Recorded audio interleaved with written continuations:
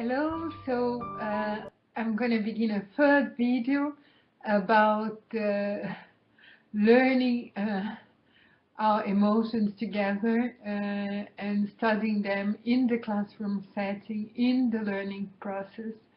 And we were beginning to talk about the learning disability script that can be built not intentionally in the classroom while we face situations like, for instance, bullying.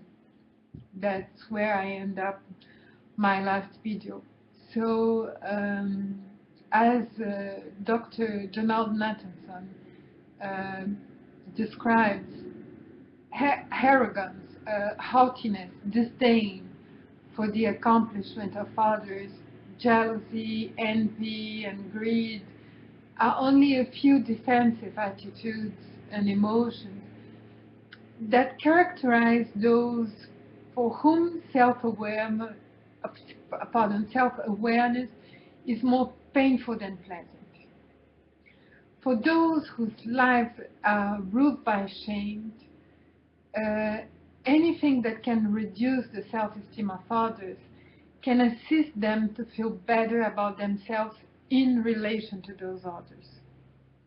So, if someone is raised in shaming conditions, then he's frightened, he's humiliated, and he fails at school, and he sees the other student or the other kid succeed, be happy, motivated, so maybe he gets really angry, and the fact of diminishing the friend helps him to go on and to feel better somehow.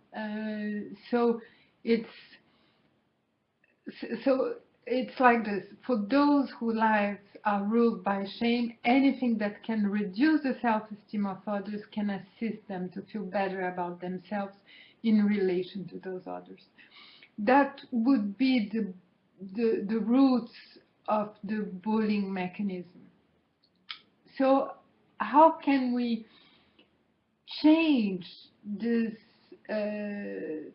learning disability script? I am not able to learn, and I'm angry at those who are able to learn. So we have another affect that is very important, is the surprise startle. Surprise startle is the effect of instant readiness.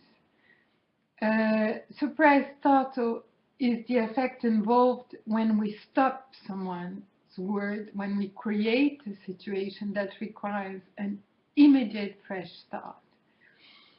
It is all the forms of information that have shock value, moments in which we are prodded or precipitated into sudden awareness. It is the real function of the innate affect surprise startle is to clear the mental apparatus so that the organism can remove attention from whatever have occupying it and focus on whatever startled it.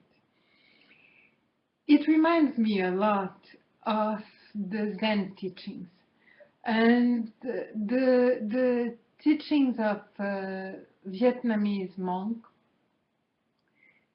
Thich Nhat Hanh, who wrote a very beautiful book, Pieces Every Step, who says that we should become bell ringers.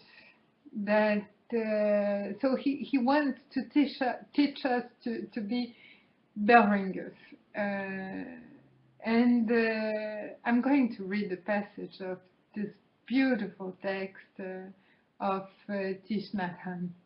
He said, "I'm going to tell you how to invite a bell sound. with a small instrument like this made of wood.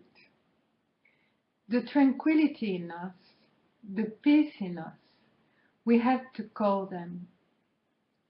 There's tranquility and calmness and peace and joy in us, but we have to call them so that they can manifest themselves. When we invite the bell, it's one of the means to call the joy in us, the tranquility in us, so that we can awaken. If we do it correctly, peace will be there in our hearts, and we will immediately become calm water, and we will reflect reality as it is. If we are not calm, the image we reflect will be a distorted image. And when the image is distorted by our minds, the image is not the reality, and it causes lots of suffering. So we have to call tranquility, to invite it to manifest itself. When I invite the bell sound, it is because the bell is considered as a friend. Someone who helps us to come back to ourselves, to become calm. That is why when I start inviting the bell sound, I have to pay respect to the bell like this. So he bows to the bell. And we pay our respect and love our friends, so I pay respect to the bell. I join my palms, I make a lotus flower or a tulip, and I offer this flower to my bell, to my friend. Then I take my bell, I put it on the palm of my hand, lift it to the level of my eyes and look at it, and I breathe. We have to practice to do it. When I hold the bell in my hand like this, I start breathing in and breathing out. Breathing in, I calm myself, and breathing out, I smile. My hand becomes a flower like a lotus, and the bell becomes a diamond, a jewel in the heart of the lotus. So when you breathe like that, very deeply in mindfulness with calmness, you become the lotus flower, because there is mindfulness in you that gleams like a jewel. It is a practice, it is not a prayer. So if we follow those beautiful teachings, start a new class, a conference, a cooperative dialogue, in a way of ringing the bell as it was described above, we teaches people to slow down, to decelerate, to stop all the others' activities and concentrate on the teachings, on the exchange. It is a way of focusing, of being fully present that to what is going to happen during the learning process. The problem is that very often the surprise startle is a kind of does create a mood and can be negative. When we have experienced enough unpleasant surprise and that our memory of them begin to trigger further unpleasant surprises beyond our capacity to reset and calm ourselves.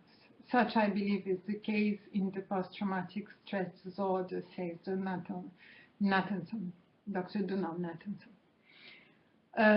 For instance, if we say, well, tomorrow there will be an exam, and then some people begin to panic, not because they are not able to perform in the exam, but they are afraid because of their past memories that comes back, that emerged from the unconsciousness and that are completely non-intentional, but that can block the learning situation. So there is people who suffers a lot during the evaluation process because they are they are so afraid of failing, so afraid of being ashamed by their mistakes, by their